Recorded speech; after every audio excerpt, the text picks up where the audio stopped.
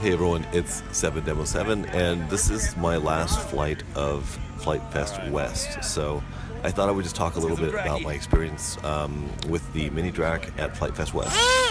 Big thanks to my friend Sam for filming this, because I flew the mini Drak about 10-12 times or so when I was at Flite Fest West, and I never got any video of it because obviously I'm flying. So he's holding my iPhone for me, so it's pretty sweet.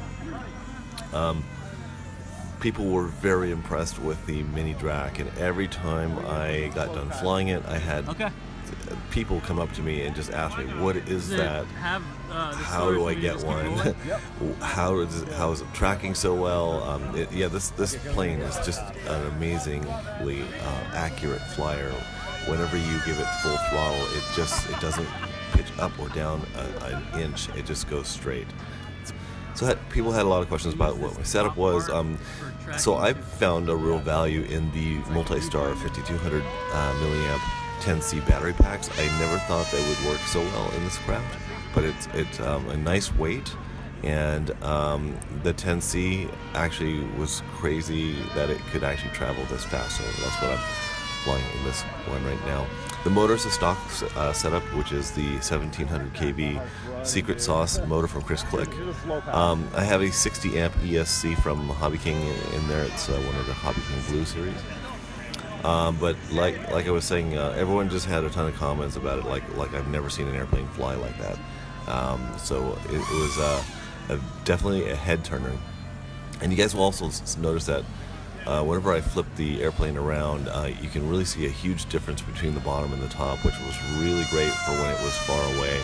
I could really tell the difference from the top and the bottom, which really helped out. So make sure, if you're painting, you get some contrast between your top and bottom of your wing. Let's talk about durability. I crashed this Drak 3 times at Flite Fest West, and they were major crashes. They weren't just little crashes at all. So my first crash was going at least 80 to 100 miles an hour. I basically rolled it inverted to bring it back around to the flight line, and both me and another kid flying Spectrum had a lockout, and it basically went straight into the ground, hitting the nose, and both the wings popped off like they should because they're held on by Velcro, and it was pretty intense. All the wings kind of flew up into the air after it hit the ground. And so that was the first one. I was able to get it repaired. Basically, I ripped out a servo wire from the servo base and broke a control horn at the elevon. So I got that repaired, and thanks huge to the guys at Aloft Hobbies. They were the guys that gave me all the things to get the servos resoldered up and fixed. So I really appreciate it. Also, the guys from the Flite Fest store as well. I got some servo horns from them that I used.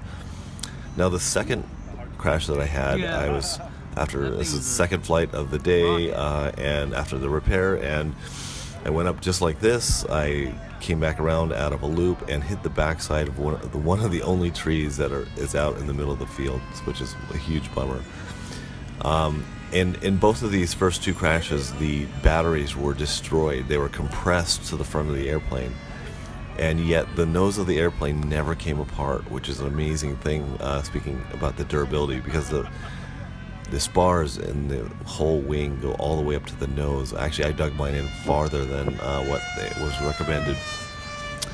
The last crash was not as severe, but it was more concerning than the first 2, because I came down the flight line from left to right. I hit and split in half a flight test arrow wing, which swung my airplane around as it was self-destructing, because like the wings do fly off. It kind of tomahawked towards the flight line and hit a man with a cane and knocked him over, which I was mortified. I was like, oh no. So anyway, after we went over, we to the man, and he was one of the coolest guys ever. He's like, I'm completely 100% fine. He didn't, he wasn't hurt or anything like that, but he just came over to us and said, yeah, I'm completely okay. Anyway, I picked up the pieces of the Drak, put it back together, and this is the Flite you're seeing from the next day, which the Drak was completely fine. So take a look at the nose. This is after a 100-mile-an-hour crash into the dirt. Perfect. All right, guys. Thanks so much for your time, and I'll talk to you soon. Bye.